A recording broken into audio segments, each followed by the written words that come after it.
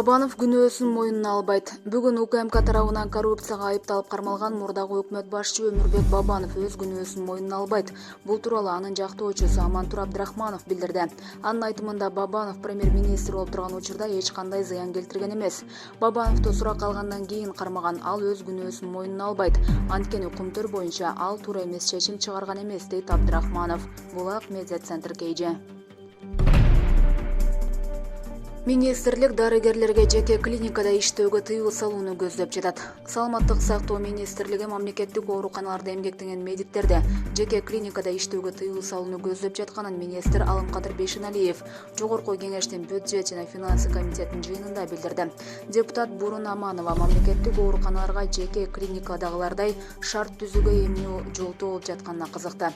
Жеке клиникалардын кызматы абдан эле кымбат, ошентсе дагы аларга кайрылгандардын саны арбын.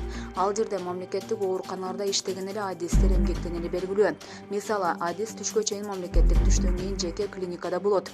Мамлекеттик ооруканаларга деле ошондой шарт түзсө болбойбу, деди эл өкүлү.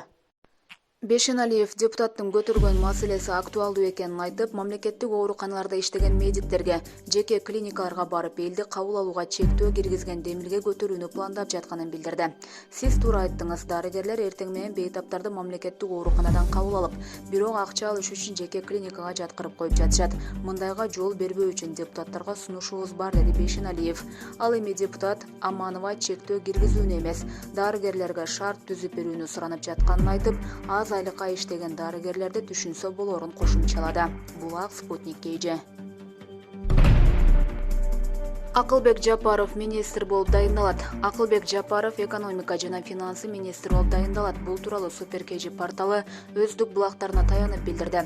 Эске салсак, Акылбек Жапаров мамлекетте Курманбек Бакиев жетектеп турган учурда экономика министри болуп иштеген. Булак медиа центр KG.